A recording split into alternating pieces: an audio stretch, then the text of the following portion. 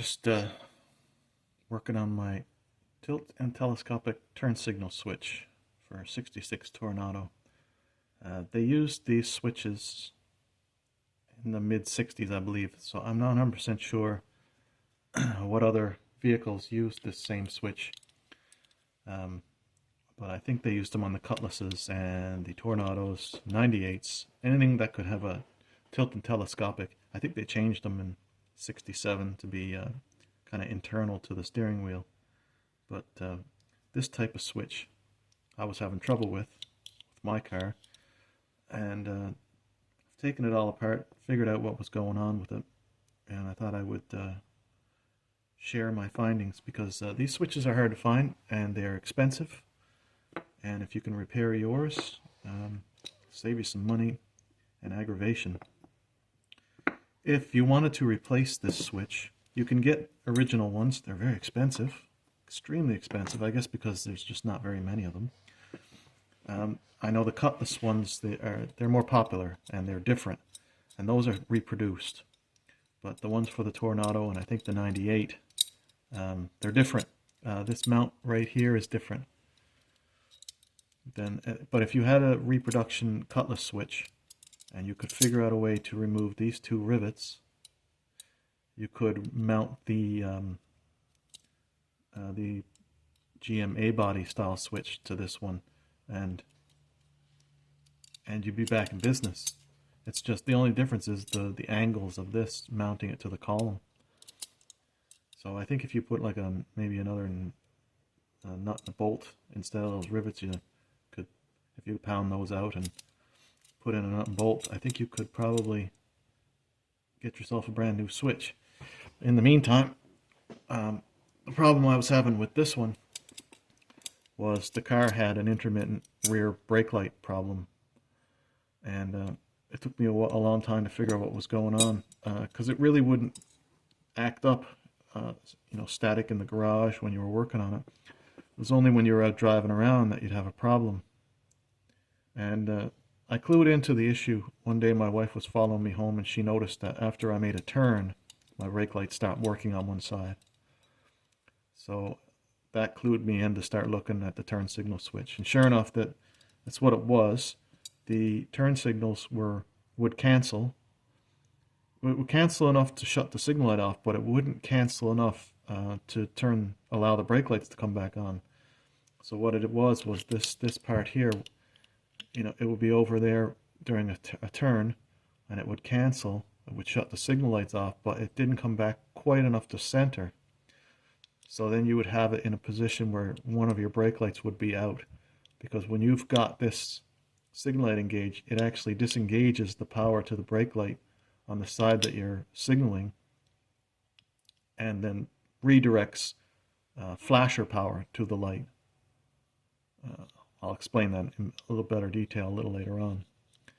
But that's how I determined that I had an issue. There was a little, almost like notchiness, so it was getting caught up almost to center.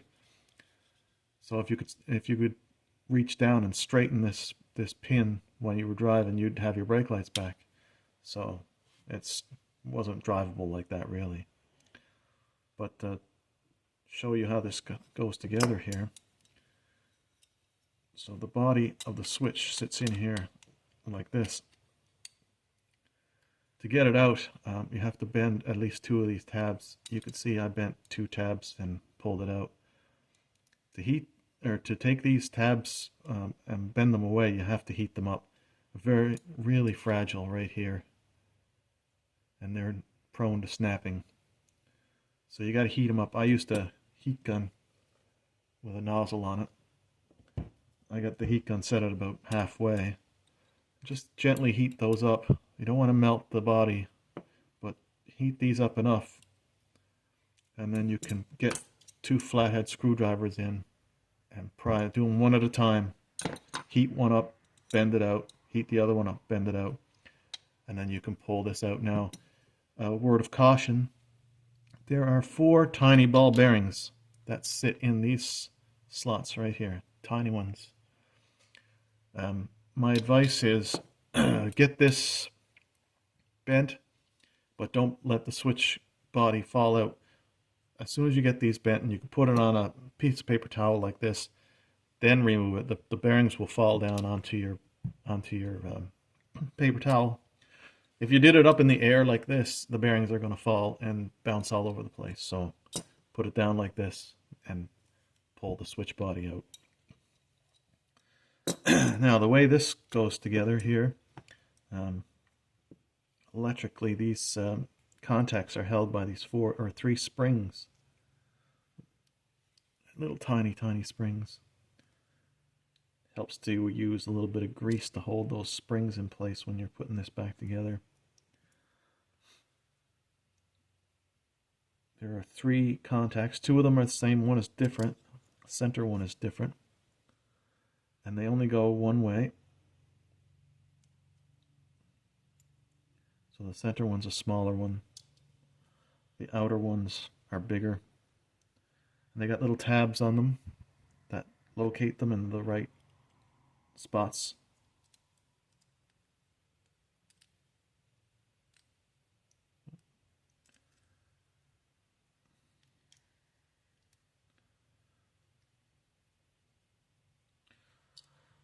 It's very fiddly.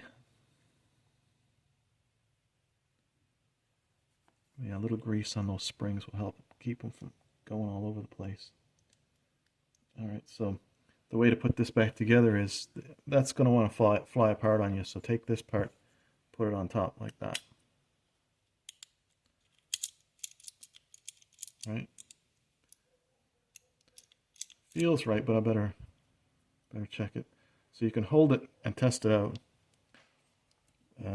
Electrically, the way this is, your brake light power comes in here and goes out to these 2 pins. So when you step on the brake, power goes here and is transferred to these 2 pins to turn on your brake lights.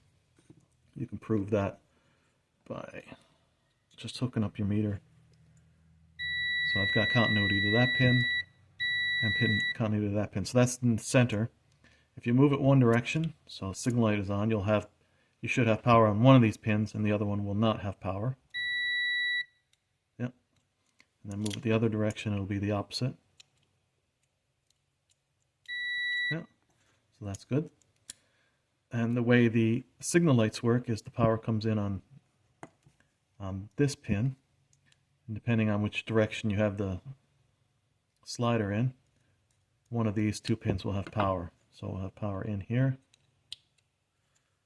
I'm in the center, I should have no continuity. There's one direction, nothing the other. Over here, nothing. Yeah, so there we go. So it all checks out. So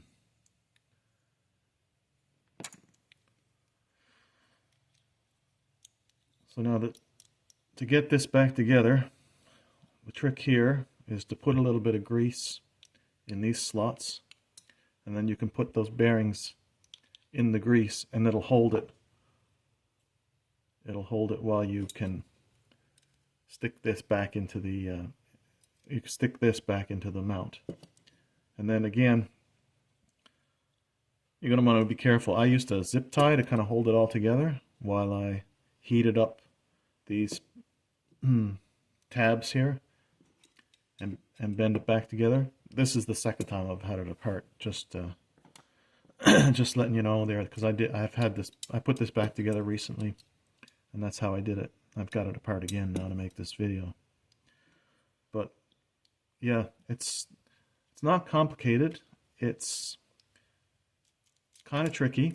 I think before you put it back together and before you put those bearings in, hold it like this, like I'm doing, and check it with your meter with those contacts, just in case something's not right in here. You'll find it before you put it back together. So I think that's worth doing. The last time I took this apart and put it back together, I didn't do that.